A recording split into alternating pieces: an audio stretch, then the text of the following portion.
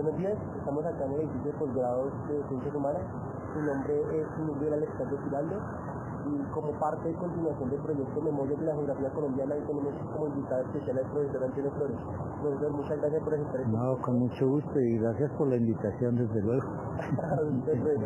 Y pues para darle comienzo a esta charla, pues quisiera preguntarle y empezar a indagar sobre su vida, sobre su edad temprana, sobre su lugar de nacimiento. Bueno, sí,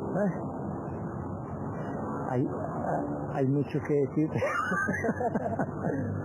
A ver, yo nací en Chitagá en 1946, ese es un pueblo de tierra fría junto al páramo del Almorzadero.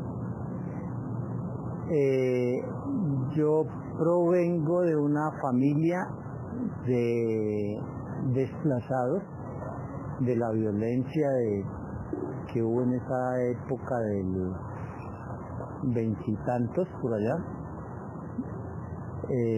Mi familia venía de García Rovira, como le digo, desplazados. En ese tiempo no se usaba esa palabra. La palabra eran despatriados, con todas las significados negativos que se le ponían a eso.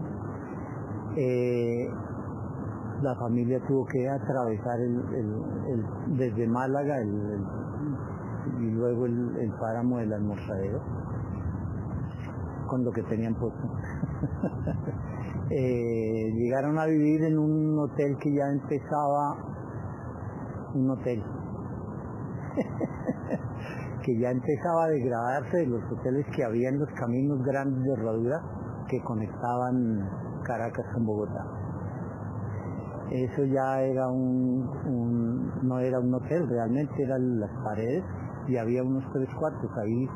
Ahí se asentó la familia y después en el 46 yo nací. Y de ahí hasta el pueblo hay unos 3 kilómetros, yo iba caminando hasta allá.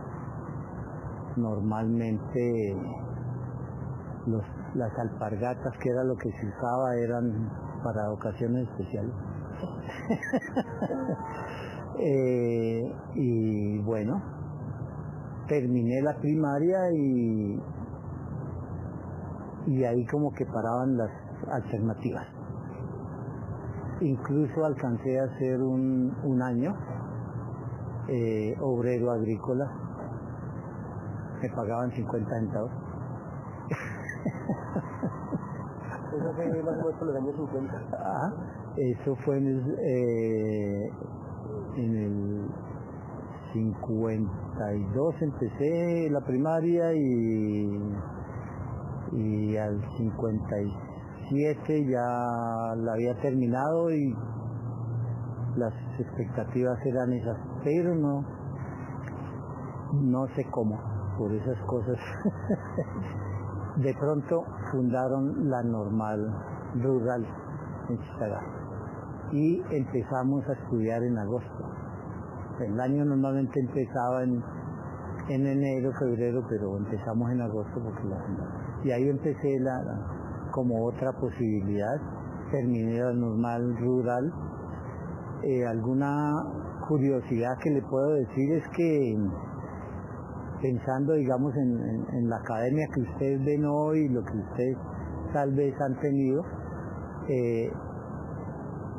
más allá de las clases específicas de salón y la preparación para cómo dictar clases y esas cosas, eso fue lo que hicimos, y por las demás clases de algo de matemáticas, de filosofía, para preparar profesores y metodología de la educación.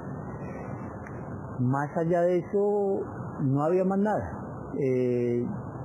Yo no recuerdo haber leído en esos 4 años un libro, porque no los teníamos ni en la familia, ni en el colegio. Había una pequeña biblioteca muy pequeña, pero que nos hubieran dicho, leas este libro, o tiene que leerse este libro, o algo así.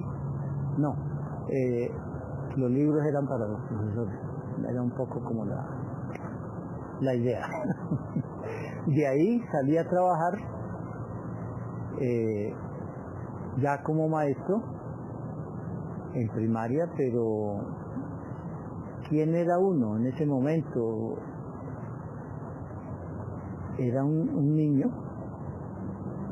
con cara de adolescente seguramente, pero lo que hoy entiende uno como adolescente o como un niño, digamos, de 14 años, que ya ahora lo llamamos adolescente, es algo muy diferente a lo que era en ese momento. No tenía idea de qué había, cómo era el mundo, de la sociedad cómo era. Para nosotros, entre los estudiantes, a veces, sobre todo en la primaria, que hablaba uno con otros, bueno, y más allá de Colombia, ¿qué hay? Entonces, pues Venezuela, pues sí, claro. Otros decían, y más allá de Venezuela está México. Y otros decían, pues España también, pero ese sí como que queda por allá muy lejos, como que hay que pasar el mar para llegar allá. Eran unas ideas terriblemente vagas de lo que era el espacio. Y lo otro es que la movilidad, digamos, dentro del área municipal hacia otros pueblos era muy limitada, no se tenía casi. Alguna gente mayor iba a trabajar a Venezuela, entonces uno oía cosas, ¿sí? De qué había por allá, y la gente llegaba con mucho dinero y compraba fincas o por lo menos lo gastaba en licor o alguna cosa el dinero, pero eso era lo que uno veía. Después de trabajar esos 7 años, durante esos 7 años, pues yo tuve como la preocupación de estudiar algo, pero no había formas de hacerlo presencialmente, pero ya había algunas cosas que se estudiaban por correspondencia. El correo físico de que usted pagaba un curso, en mi caso, de inglés, y entonces les llegaban por el correo, les llegaban las cartillas y los discos de acetato, esos grandes. Con eso yo estudiaba inglés. Y eso fue. Y luego ya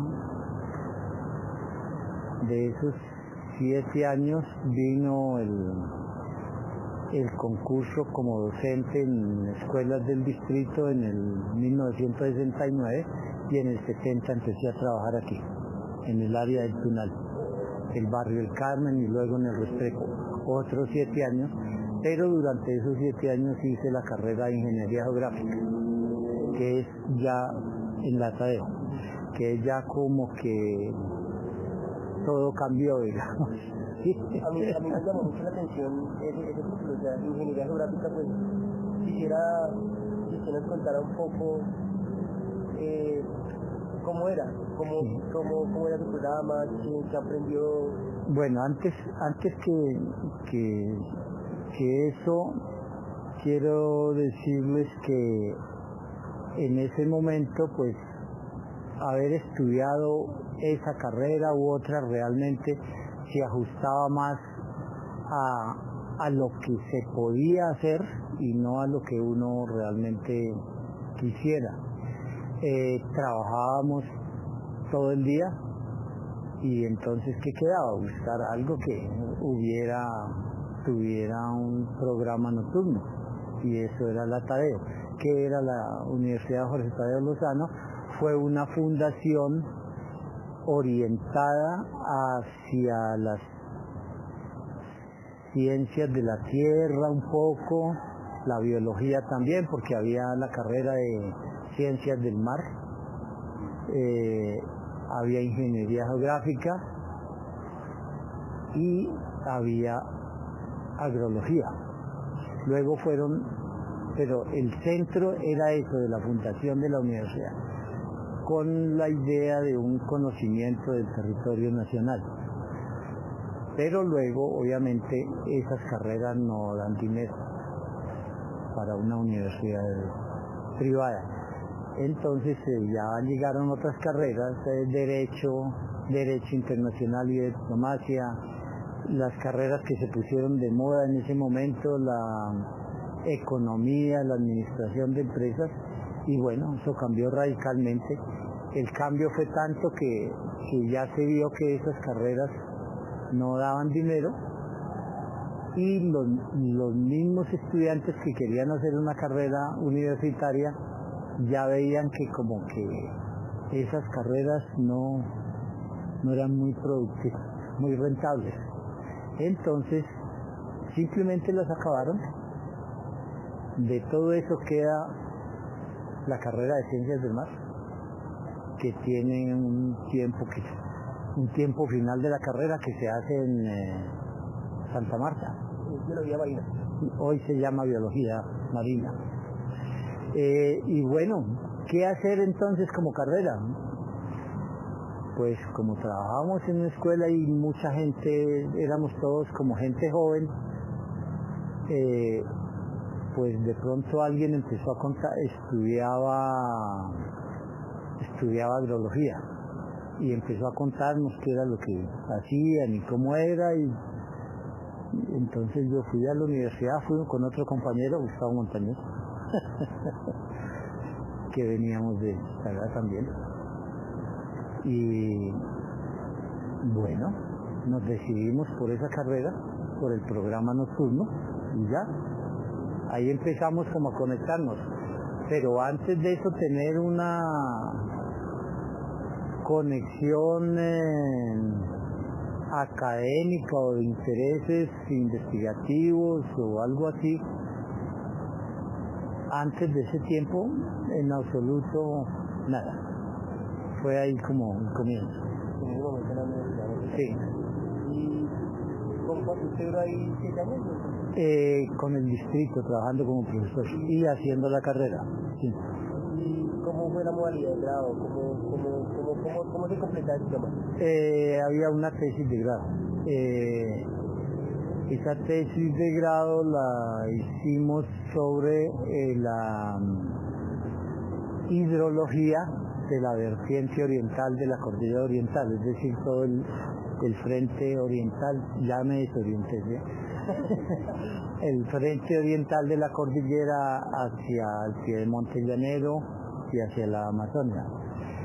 Básicamente lo que se hizo fue manejo estadístico de información de hidrología y el diseño de una cartografía en principio para pasar a la parte hidrológica, en la parte climática, de isoyetas, de isotermas, las clásicas pues, y luego se hizo la parte hidrológica con la poca información que había en ese momento. Ese trabajo lo hicimos afortunadamente con una dirección interesante de un profesor Silvio Estanescu, era un rumano que dictaba clases en la Tadeo, pero era hidrólogo en el SCMH, Servicio Colombiano de Meteorología e Hidrología, hoy IDEAM. ¿A qué se dedicó después de eso? Bueno, renuncié del distrito especial como maestro para entrar al INDERENA, al programa de parques nacionales. En el programa de parques nacionales, ya pues como profesional, la tarea era la delimitación de parques en el 76, 77, 78, para el programa que había instaurado Alfonso López. Entonces, básicamente, como le dije antes, delimitamos algunos parques del Pacífico, en el de la Macayaco, en Amazonas, la ampliación, porque ya estaba delimitado el del Curacé. Entonces ahí ya hubo algo diferente. Pues en la universidad uno había tomado algunos cursos, además de matemáticas básicas, astronomía, cálculo, lo que se hace en una carrera de ingeniería, pero también fotointerpretación, fotogrametría, suelos y un curso de geomorfología que se hacía. Entonces ya ahí como que ya uno tenía ciertas herramientas, aunque superficiales, porque es el pregrado y pues no puede uno pretender también salir especialista en prácticamente nada, ¿sí? Pero sí, bueno.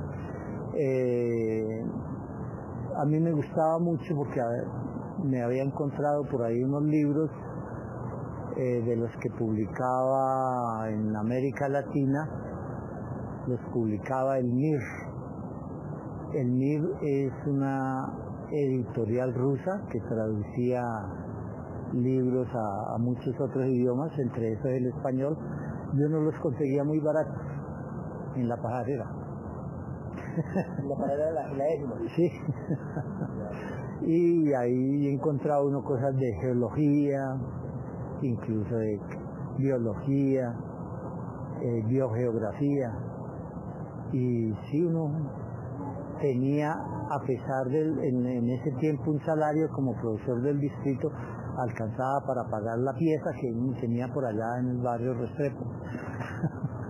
Allá vivía yo. y para pagar la comida y sí, comprarse algunos libros, claro. Hoy creo que no se puede hacer lo mismo con ese salario, pero bueno. De ahí del Inderena me fui a Francia.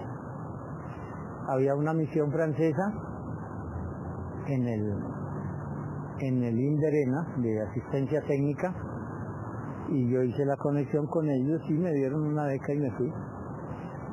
Renuncié al trabajo aquí, entonces me fui solo con la beca.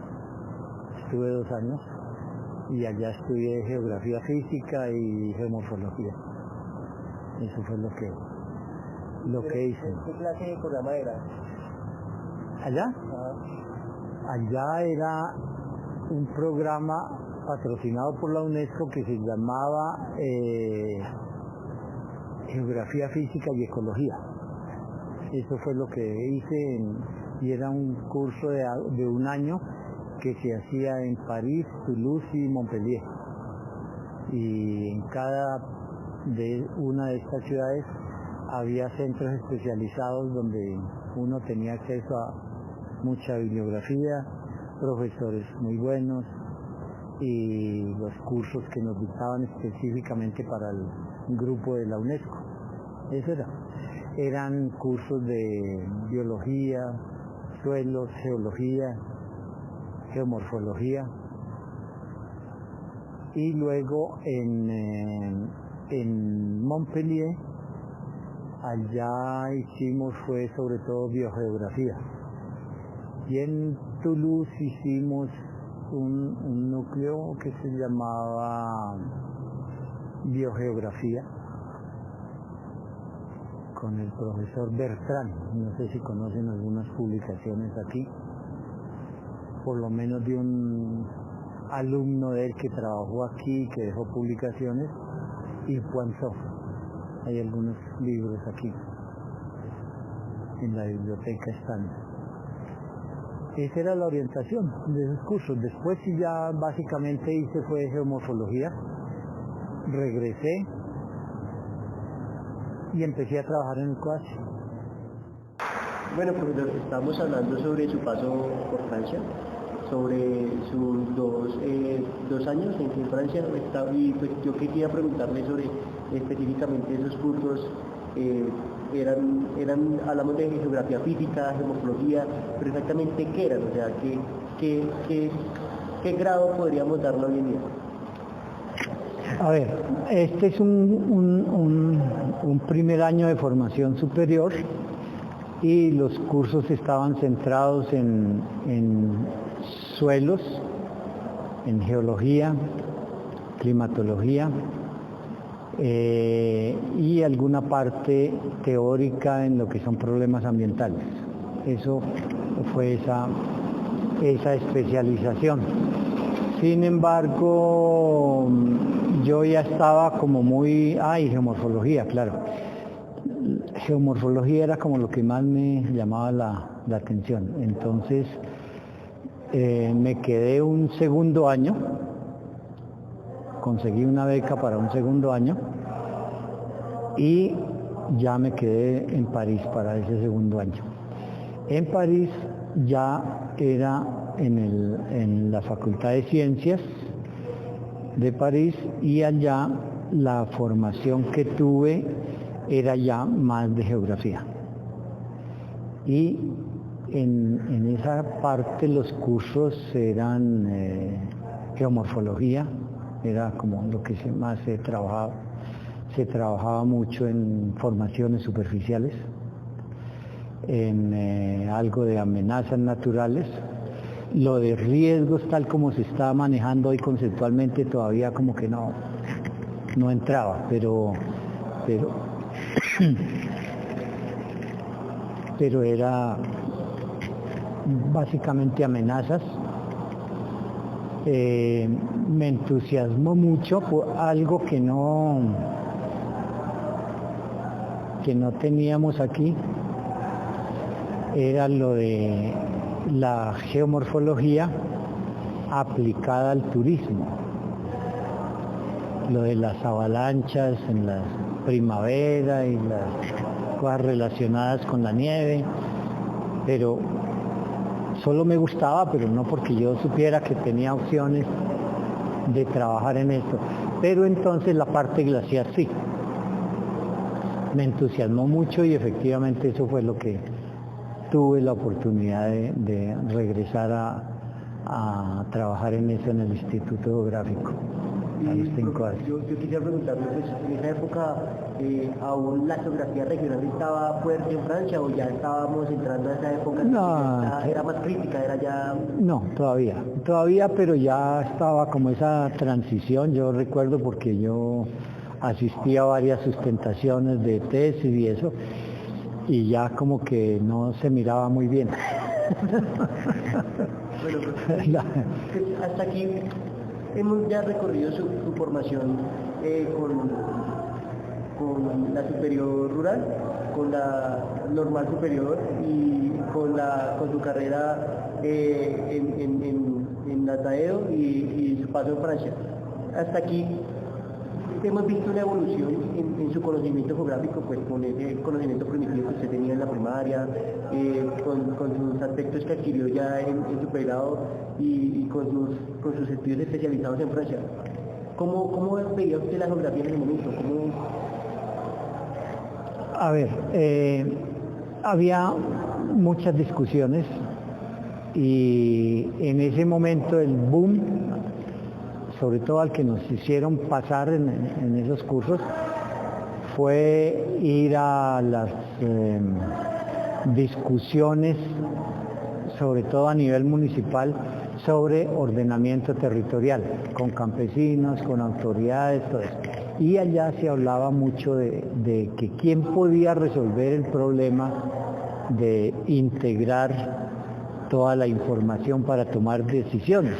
Siempre era una pregunta recurrente. Los SIC estaban empezando, pero ahí no se hablaba todavía así abiertamente de eso. Entonces decían, pues deben ser los geógrafos los que deben hacer eso. Yo no decía, pero igualmente eso es como imposible.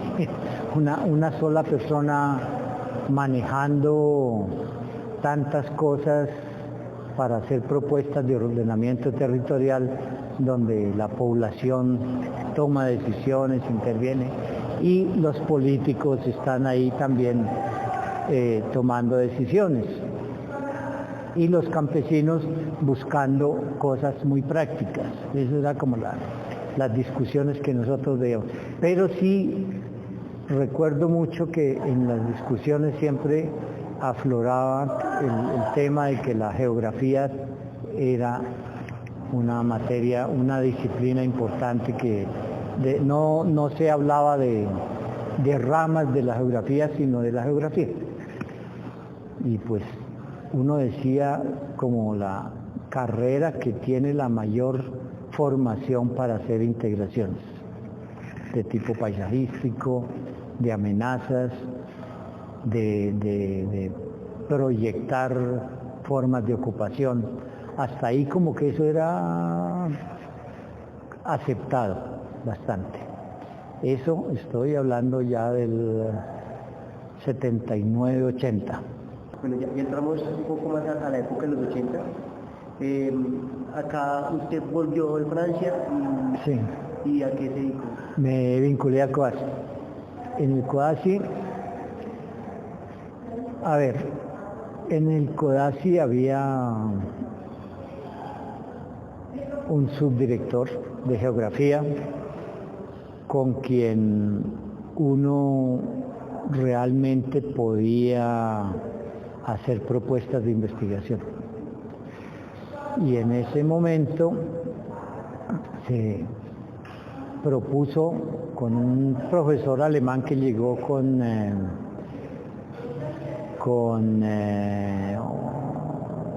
unos apoyos económicos de la Fundación Volkswagen de Alemania. Entonces empezamos a trabajar con lo de los glaciares y si han visto lo que, perdón, si han pensado en todo lo que les he dicho, hay una constante, es que yo siempre estaba como afuera caminando en alguna parte. Sí, eso fue una constante en mi vida. Y claro, lo de los glaciares pues llamaba mucho la atención. Ya había pasado por lo de parques naturales nacionales. Eso realmente me había dejado una buena experiencia como deseo de trabajo y esas cosas. Y lo de los glaciares, pues bueno, se hizo un poco el inventario de la parte de glaciares de la última glaciación, con mucha ayuda del profesor Thomas van der Hamen y bueno, hicimos algo más que fue la desaparición de glaciares en el siglo XX y luego ya la dinámica actual. Actual estamos hablando de lo que hicimos en ese momento, que fue del 80 y mitad de los 80 hasta el 91, 92. Ahora, específicamente mirar eso como la geografía, pues tampoco se podría.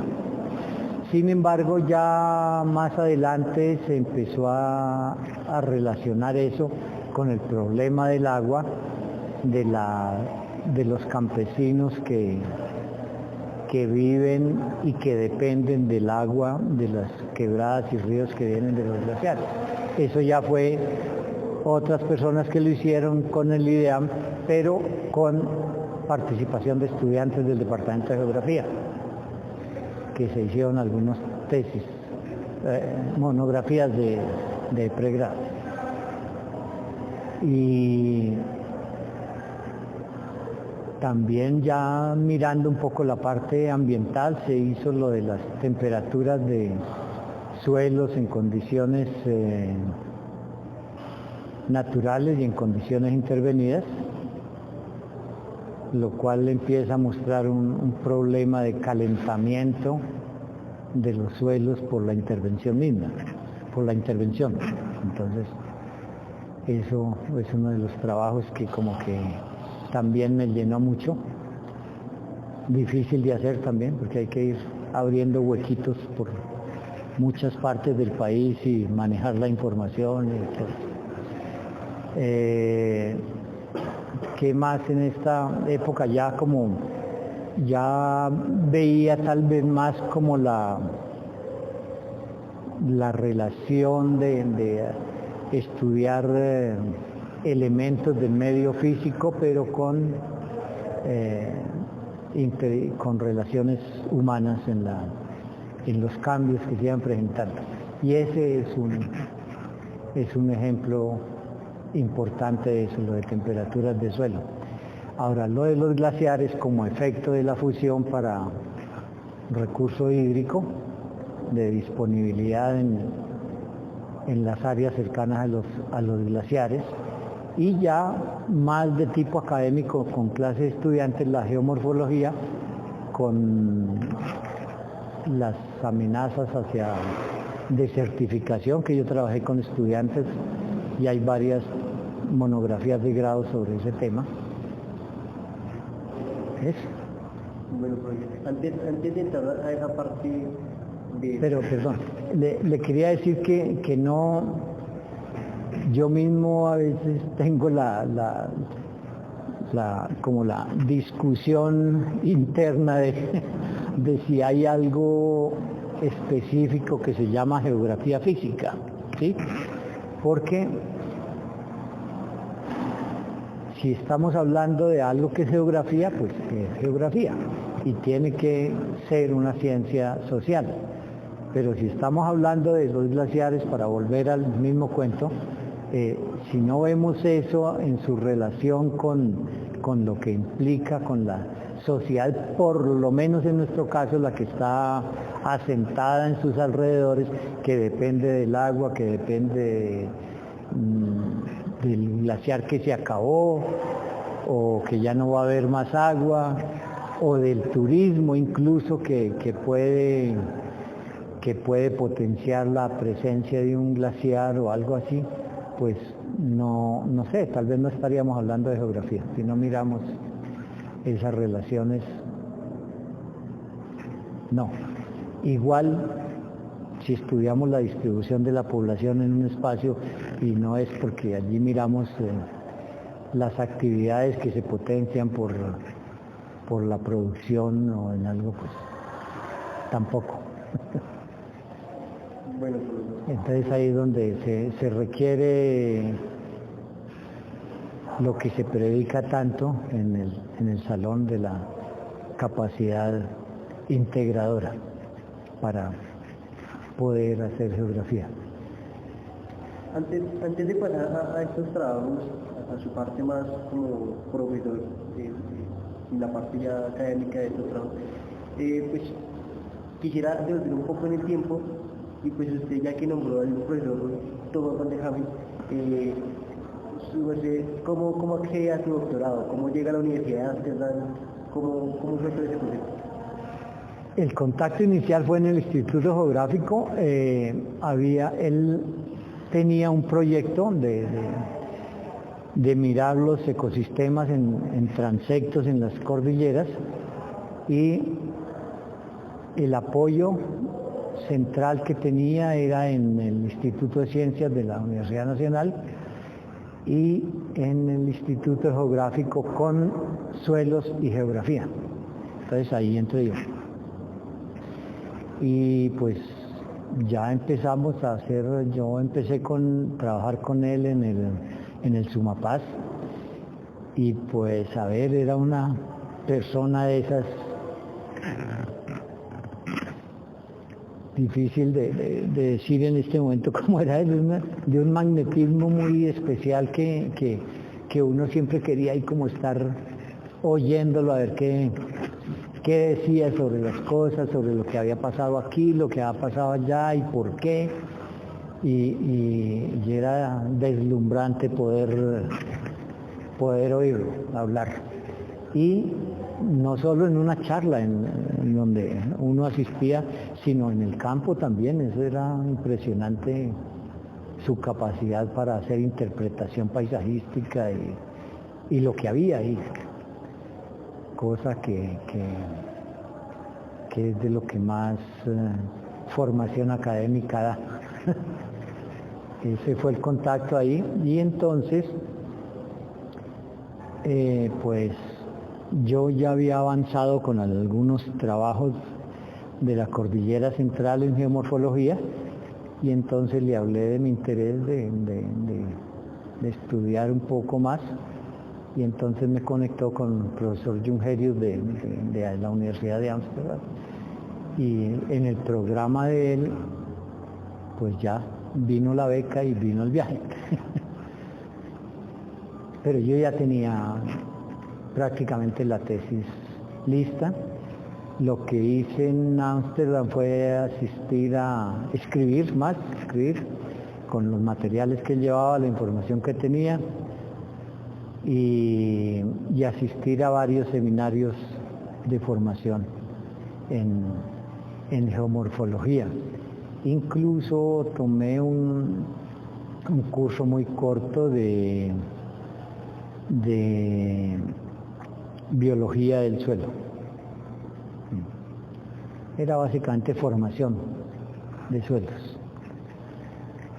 ¿Qué otra cosa? No, eso, y pues él estuvo ahí como ayudándome en algunas cosas conceptuales de la dinámica de las cordilleras y esas cosas, y también me conectó con otro profesor que había trabajado en Papúa Nueva Guinea, Rubke, y sí, hacíamos reuniones de discusión sobre lo que yo llevaba y me aconsejaron algunas cosas para terminar de escribir. Bueno, y usted, eso fue más o menos, usted termina su doctorado en el año 86. Y vuelve al país. Sí, pero en esa ocasión ya iba con una comisión del Instituto Geográfico, o sea que llegué a seguir trabajando con el Instituto Geográfico. Y había que trabajar como mínimo el doble de tiempo del tiempo que uno había estado becado. Y eso fue. Y sí, yo me estuve ahí trabajé en el COASI unos 7 años. Considero que fue una buena escuela porque uno tenía la oportunidad de proponer algunos proyectos. Había metas físicas así fijas que no tenían nada que ver con el departamento de geografía, pero eran las del instituto, era el levantamiento de suelos, era el levantamiento catastral y eran los estudios geográficos. Y ahí se producían algunas geografías departamentales, los atlas nacionales, todo eso. Y en la sección en la que yo trabajaba se hacían algunas investigaciones pequeñas sobre temas específicos.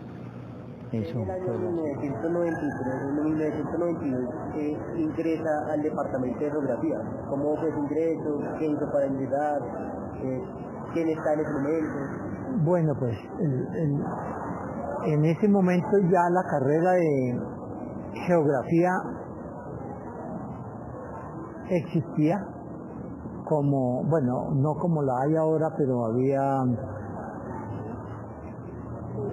algo que se llamaba muy irónicamente un departamento de servicios, que era dictar cursos de geografía por todas las carreras de la universidad, hasta en nutrición y dietética, en sociología, todavía quedan algunos.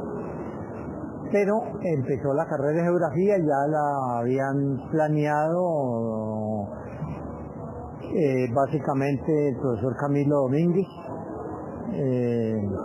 y otros pues que estaban en ese momento, y ya había un programa, entonces se necesitaban más profesores.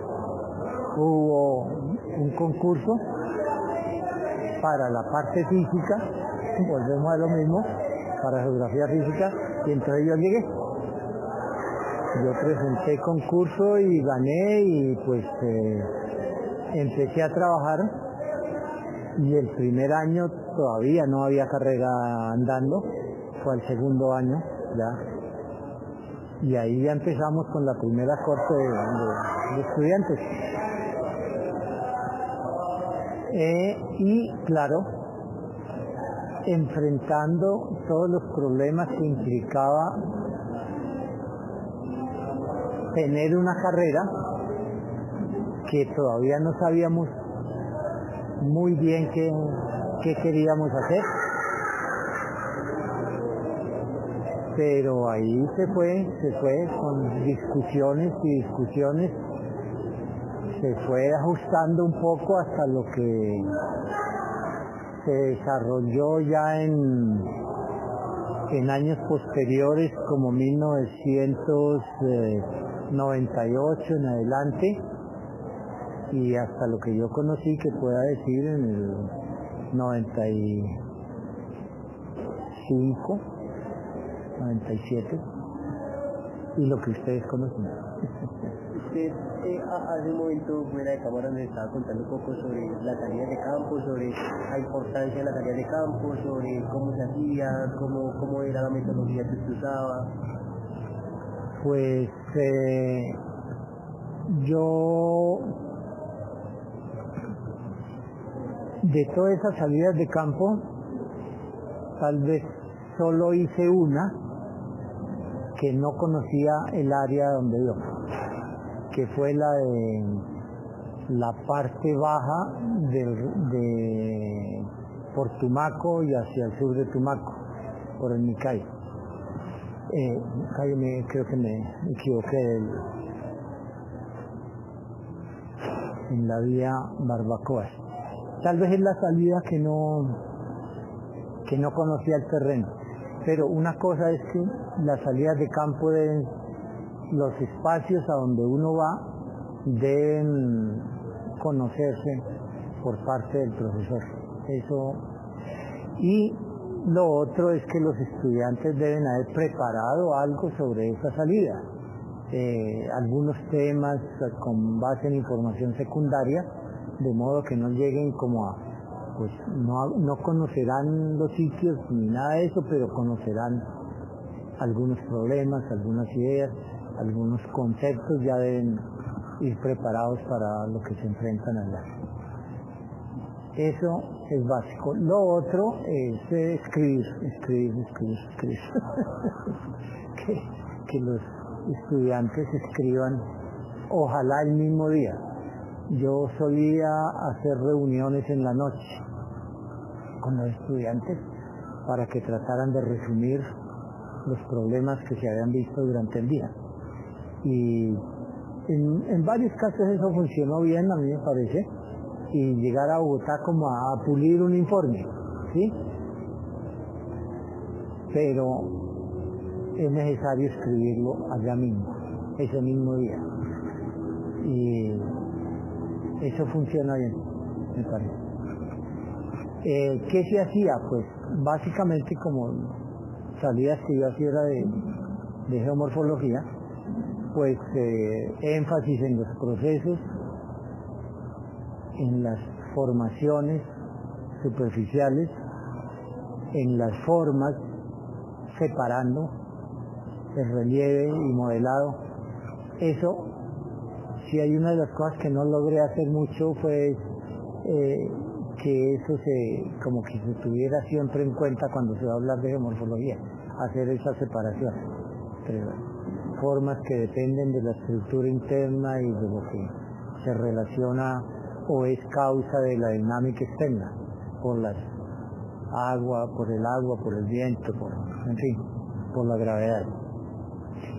Y tratar de establecer un método de conceptual primero para ver qué es lo que se va a hacer en campo. Que si vamos a ver en alguna parte de deslizamientos, pues se supone que ya eso se vio en la clase conceptualmente, cómo funcionan, en qué situaciones ocurren, y ya en campo uno verá las afectaciones que se puedan dar, y en fin. Y eso con el profesor Kim se manejaba bien, me parece. Él hacía más énfasis en esas cosas también, en sus salidas.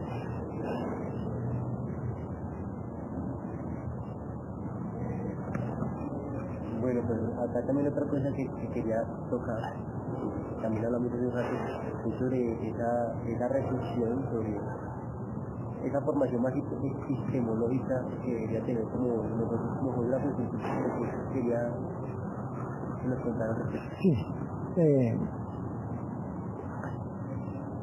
pues eso, todavía se escribe sobre eso y no aclaramos mucho.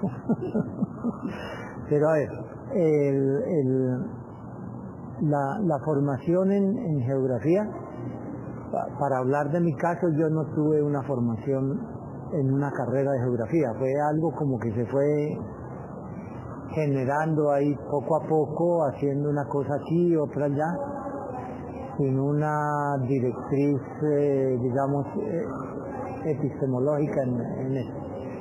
Ya lo que hay ahí luego es lectura y eso, pero lo que yo veo en la carrera, ustedes han ido con mejor suerte, han tenido una formación que en la que se ve ya más la geografía como la ciencia que pretende conocer el funcionamiento medioambiental, las interacciones fuertes y las livianas y que generan ese espacio geográfico hacia una mirada de la construcción social del espacio geográfico.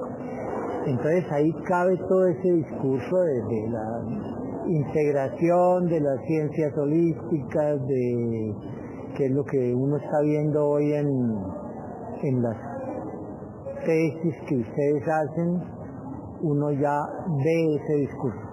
Eso es lo que se encuentra. Y por ahí me parece que habría, hasta que no se diga lo contrario, por ahí habría que seguir.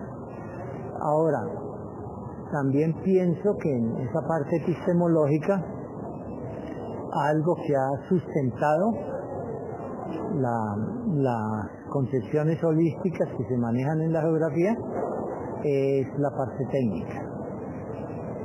Que así algunos la critiquen, es lo que nos ayuda de pronto como a decir, bueno, lo podemos hacer o no, necesitamos mucha información o con lo que tenemos es suficiente. Entonces ya vienen los problemas de que lo obliga a uno a pensar en la escala, el nivel de resolución al cual está trabajando. Porque ese es uno de los problemas grandes epistemológicos en la geografía, es, bueno, sí, tratamos de hacer la geografía, pero frente a qué escalas estamos trabajando. Usted hace un estudio de población, pero ponga la escala a eso. ¿Hasta qué nivel va a llegar? No solo espacialmente, sino en el tiempo. Bueno, en fin.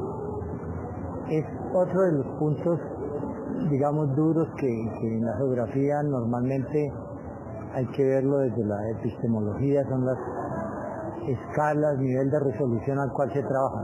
Estoy repitiendo la expresión, escala, nivel de resolución. Eso en la epistemología. Y lo otro es que hay cosas que no podemos hacer solos, definitivamente. Los equipos interdisciplinarios en la geografía, como en algunas otras ciencias, son capitales. Bueno, también quisiera que usted nos hablara de ese método de morfología que usted desarrolló, quizá con otros profesores, que implementó en sus clases y que terminó siendo publicado por el IDAR. Por el IDEAM. Por el IDAR. A ver, lo que se trató de desarrollar fue lo de los geosistemas, con un componente fuerte, digamos, en geomorfología. Y en la geomorfología se miraba mucho lo de las formaciones superficiales. Entonces se establecían unidades espaciales caracterizadas por semejanzas en las características geomorfológicas, edáficas, dependiente de clima, a veces, según el caso, de nivel freático, o aquellos factores dominantes que definían la unidad.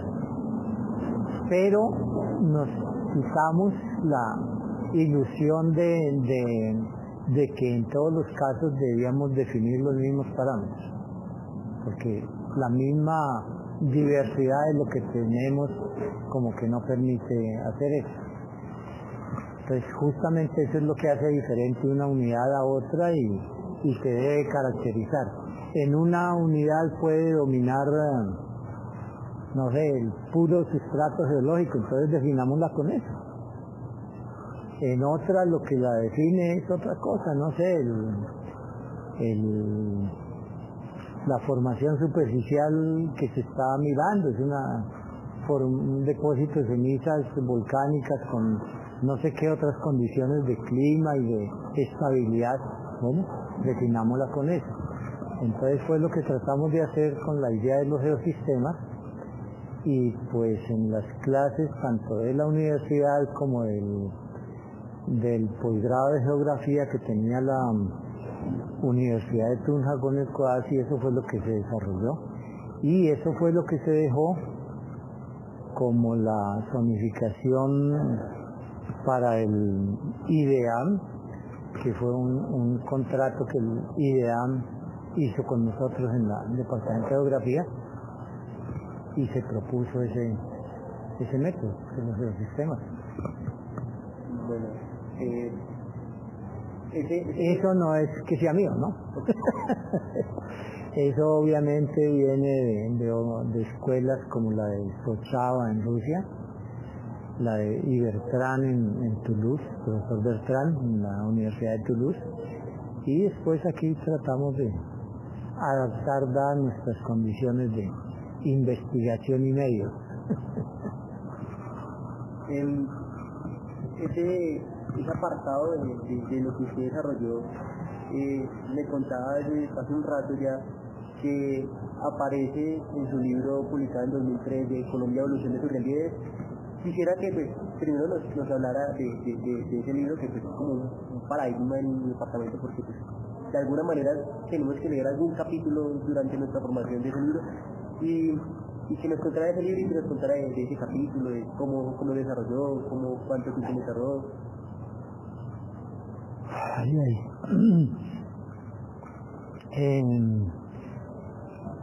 El libro como idea, eso tomó muchos años. pero lo que quería era hacer una mirada del territorio colombiano, aunque no es cierto el título, porque ahí no está la parte marina.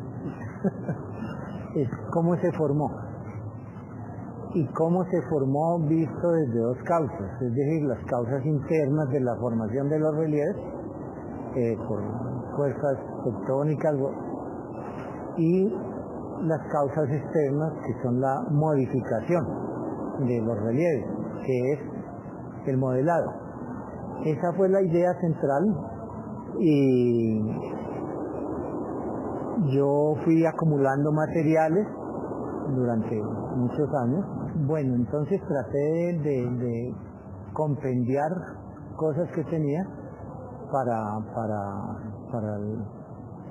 la exigencia de la titularidad, que ahora es un poco diferente entre esas cosas, los requisitos. Y lo escribí tratando de mostrar eso, pero obviamente la escala y los conceptos que se aplicaron son muy generales, que es el territorio nacional. Con base en los otros trabajos que se habían hecho, y ya se había publicado el libro, que yo diseñé, digamos, cómo se iban a concebir las unidades y cómo se iban a trabajar, a caracterizar, y ya se tenía para el IDEAM, se publicó, y lo que ese último capítulo es simplemente un resumen de lo que se publicó con el IDEAM sobre geosistemas.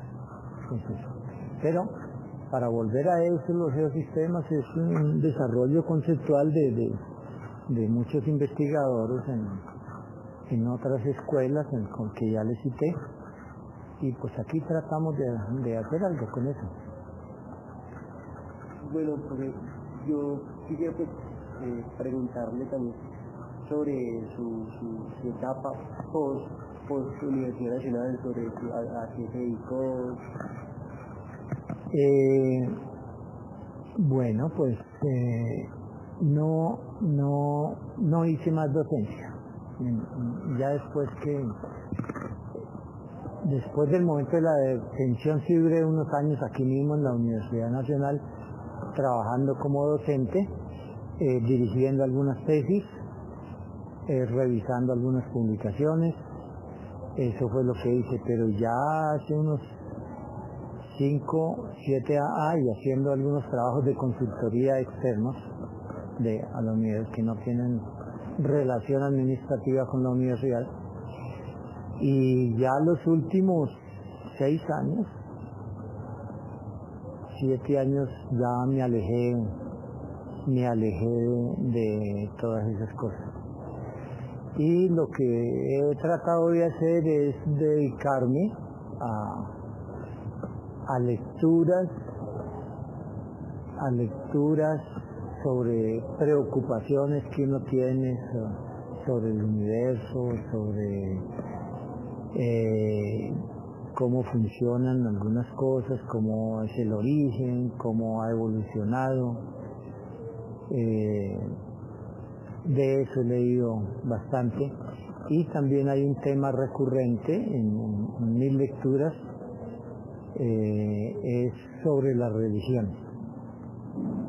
Les parecerá extraño esto último, pero he leído también bastante sobre las religiones, en mi óptica de alguien que no es creyente de nada de esas cosas, pero me preguntaba siempre por qué la gran mayoría de la gente cree y tiene dioses y santos y todo eso, y bueno, he leído sobre esas cosas, sin que, repito, opuestamente al hecho de que no soy creyente en ninguna línea de las religiones. ¿Y profe, ha vuelto a escribir? No. Porque, a ver, el problema para mí de escribir es, puede ser una excusa, pero es información de campo. Y ya una vez que uno se desliga de trabajos que de una u otra manera están subsidiados por alguna entidad o algo, pues es bien complicado. Y bueno, yo creo que ya para finalizar, yo quisiera que usted nos contara un poco sobre su perspectiva de la geografía colombiana, su evolución y, ¿cómo decirlo?, la manera como la veo. A ver, perdón, antes tal vez de la pregunta que me hizo antes de mi vida personal estrictamente, pues que nunca había podido hacer era ponerme por lo menos en el plan de oír música y de saber cosas de algunos géneros musicales o cosas así, que nunca había habido tiempo para eso. En eso me he dedicado bastante.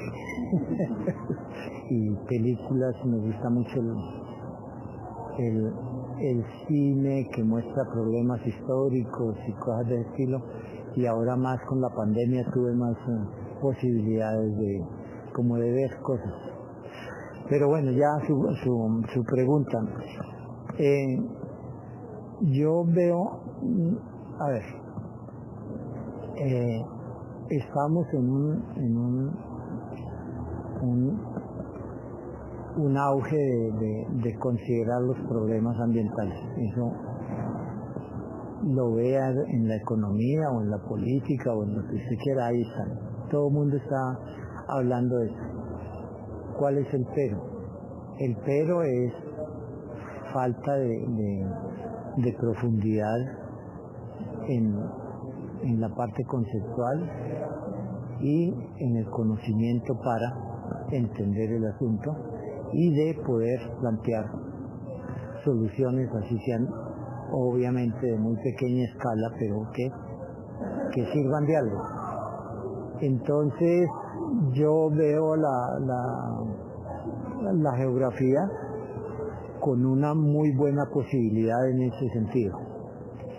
Y para eso se necesita desde luego una formación seria en algunas materias como las que ustedes ven en su carrera, que puedan haber deficiencias y falta de tiempo para desarrollarlas desarrollarlas más, pero ahí están y ya es cuestión como del menú que el estudiante quiera también escoger. Pero hay un campo muy amplio y la geografía tiene que estar ahí, y una geografía apoyada con las técnicas. Eso es importante en el devenir profesional de los geógrafos. No lo vería de otra manera. Profesor, me gustaría que quedara grabado, porque como histórico, la reflexión que usted nos contó hace, yo creo que una hora larguita, ¿no? De su paso en Chicagae, cómo esas casualidades, de esas oportunidades que se buscaron, que llegaron. Pues a ver, en ese momento yo no podría decir que estaba buscando algo, porque como que todavía uno no tenía idea de cómo era la vida, ni cómo era la misma vida de uno. Uno no hacía diferencias entre ricos y pobres, porque como que la ropa que usábamos para ir a la escuela era como la misma, en todos los mismos pantaloncitos cortos y los, como les dije, las alpargatas a veces. Entonces como que las diferencias no se sentían. Entonces tampoco uno sabía qué quería ni qué esperaba. Y hablando de formación, por allá ya terminando la primaria, uno supo que fulano había ido a estudiar el bachillerato en Pamplona. Ah, bueno, pero era como algo que uno no lo pensaba para uno, no lo veía, porque no veía esas posibilidades. Y pues bueno, después sabía que fulano otro había ido a estudiar no sé qué en otra parte, que otro había había ido a estudiar para ser electricista y cosas de ese estilo, pero ya es como cuando uno empieza a crecer un poquito y a pasar de la niñez a la adolescencia, que uno y sobre todo vio la oportunidad de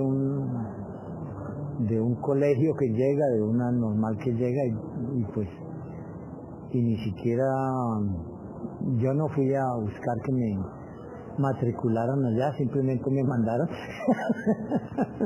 y bueno, pues se hizo y eso dio unas posibilidades laborales y unas posibilidades posteriores de otros niveles de educación. Pero eso es algo que yo diría que seguí viendo, incluso cuando llegué a Bogotá. Bueno, ya estoy aquí, ahora ¿qué voy a hacer? ¿Qué es lo que yo quiero hacer? Ahí sí ya como que la pregunta empieza a exigir respuestas y en función de unas posibilidades muy, muy escasas. Y bueno, hay esto, pues sí, bueno, nos informamos sobre cuál es el contenido de esta carrera aquí, de otra allá, y nos decidimos por una. Pero no es lo que hay hoy, es decir, ya alguien que está en el bachillerato, por ahí en el segundo, tercero, ya a veces uno encuentra jóvenes con ideas claras de qué quieren hacer. Yo no creo haber pasado por eso. Bueno, profe, yo le quiero agradecer por haber aceptado, por haberse desplazado hasta aquí y haberme dado las entrevistas. Quiero sinceramente dar las gracias y pues no sé, quiere seguir diciéndole algo a mucha gente que yo creo que va a ver esto, va a escuchar esto y que Dios le con usted. Yo digamos que tuve si hablamos de la suerte, Bueno, tuve la fortuna de haber conocido gente en el campo ambiental y de la geografía que me motivó. Llámese un profesor paraguayo que tuvimos en la universidad, llámese algunos profesores como Ernesto Gull, como Silvio Stanescu, el rumano,